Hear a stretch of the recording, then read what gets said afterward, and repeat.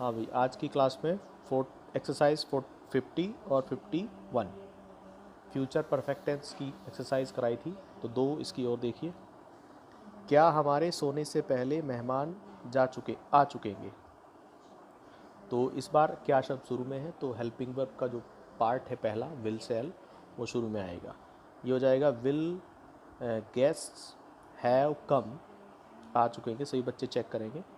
Have come before we sleep. दूसरा tense जो बनता है बिफोर के बाद वाला, वो प्रेजेंट इंडेफिनिट में बनेगा। क्या माताजी के बाहर जाने से पहले मेहमान घर से बाहर जा चुकेंगे। Will the guests have gone out of the house, घर से बाहर, बिफोर द मदर, बाहर जाना है ना, तो गोज़ आउट, बाहर जाना। क्या तुम्हारे कॉलेज पहुंचने से पहले बारिश आरंभ हो चुकेगी। Will the rain have started before you reach college. क्या भाई साहब के आने से पहले डॉक्टर साहब ममता को दवाई दे चुकेंगे। Will the doctor have given medicine to Mamata, या given Mamata medicine before the brother, भाई साहब, द ब्रदर कम्स, आने से पहले। क्या बारिश समाप्त होने से पहले सतीश घर वापस आ चुकेगा। विल सतीश हैव रिटर्न्ड, वापस आ चुकेगा, या कम बैक कर दीजिए, बिफोर द रेन एंड्स। क्या सूर्य अस्त होने से पहले मजदूर काम समाप्त कर चुकेंगे। विल द वर्कर्स या labourers have finished the work before the sun sets. तुम वहाँ क्या खा चुकोगे। What will you have eaten there या टेकन देयर। मेरे पहुँचने से पहले तुम क्या पी चुकोगे। What will you have drunk before I reach. सूर्य अस्त होने से पहले तुम होटल क्यों नहीं पहुंच चुकोगे। ये हो जाएगा why will you not have reached hotel before the sun sets. तुम्हें व्याकरण पढ़ाने से पहले माताजी किससे बातें कर चुकेंगी। तो किससे बातें हैं, तो to whom will the mother have talked, और before you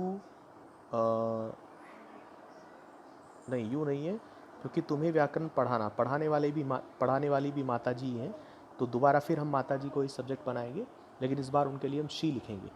before she teaches you grammar, ठीक है, before she teaches you grammar.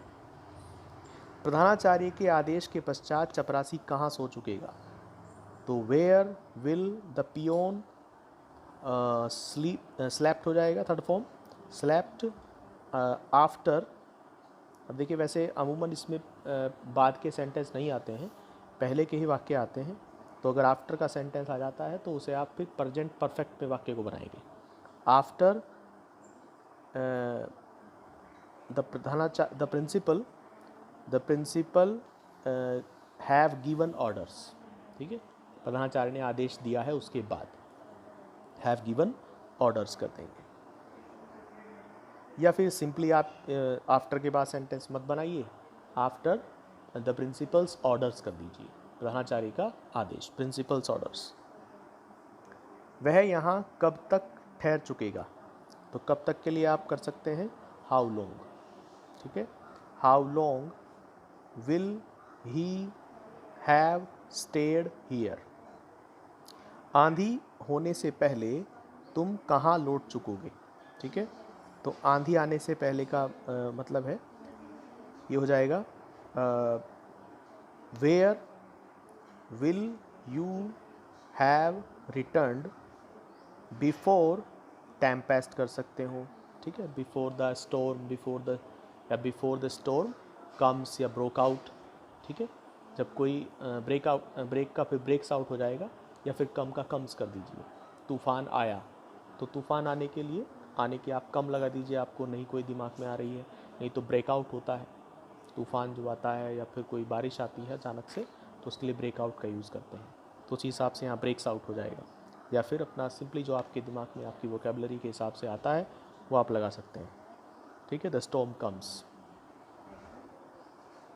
Meera के आने से पहले शीला किसकी पुस्तक पढ़ चुकेगी? किसकी पुस्तक? Whose book?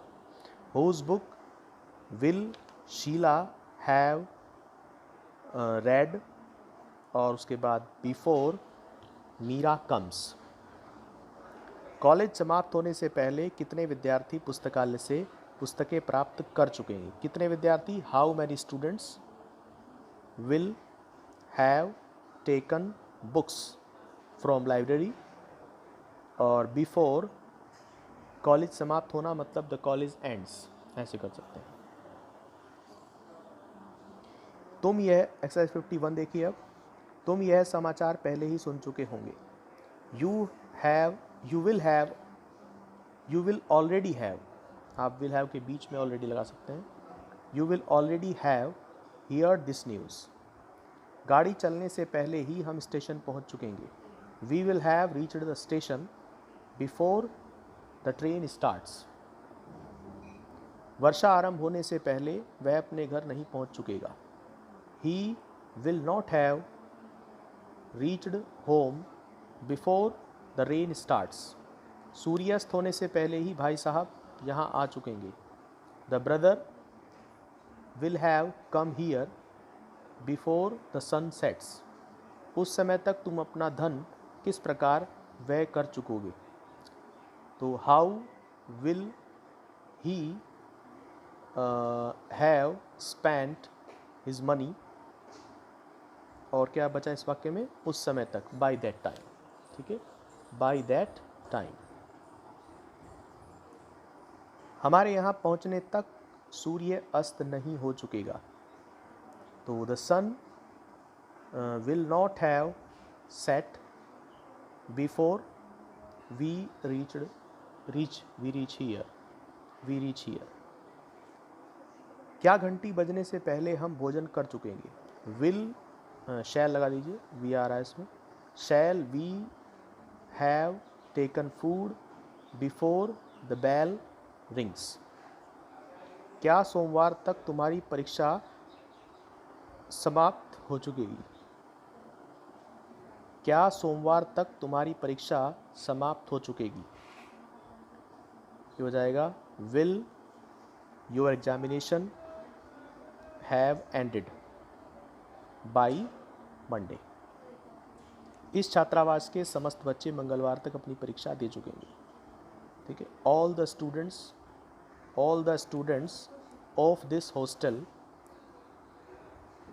Will have taken their examination by Tuesday. जब हम अलीगढ़ पहुंचेंगे तो सूर्यास्त हो चुकेगा। When we reach Aligarh, comma लगाइए उसके बाद, the sun will have set, ठीक है। अगला टेंस है फ्यूचर परफेक्ट कंटिन्यूअस टेंस, ठीक है। इसकी पहचान रहा है, रहे हैं, रही है, आपकी बुक में भी सब अवेलेबल है, और इसमें समय का वर्णन होगा। तो पहचान इसकी बिल्कुल सिंपल है, पहले भी आई है कंटिन्यूअस टेंस में। रहा है, रहे होंगे, रही होगी, रहा होगा, जैसे फ्यूचर कंटिन्यूअस में आया था, वही इसकी पहचान रहेगी, लेकिन इसमें समय का वर्णन होगा। और समय भी इसमें जो है, जैसे आपने प्रेजेंट परफेक्ट कंटिन्यूअस में या पास्ट परफेक्ट कंटिन्यूअस में सिंस और फोर का प्रयोग किया है, यहाँ भी आप उसी तरह से सिंस और फोर का प्रयोग कर सकते हैं। हालांकि आपको इसमें सिंस के वाक्य नहीं मिलेंगे, इसमें आपको फोर के वाक्य मिलेंगे। तक के अर्थ में बाई का प्रयोग आप करेंगे, सिंस का वाक्य इसमें आपको नहीं मिलेगा, ठीक है। फिर भी प्रैक्टिस के लिए अगर किसी सेंटेंस में आपको लगता है, हो सकता है पुस्तक ने किसी वाक्य में दे दिया हो सिंस का, सेंटेंस पे लगाने को आप लगा दीजिए, लेकिन आप इस टेंस में सिंस का प्रयोग वैसे नहीं होता है, ठीक है। बाकी इसके एग्जाम्पल्स किताब में भी आपके दिए हुए हैं, उन एग्जाम्पल्स को आप देख सकते हैं जैसे पहला वाक्य दिया है, दोपहर के समय वह 1 घंटे तक पढ़ता रहेगा।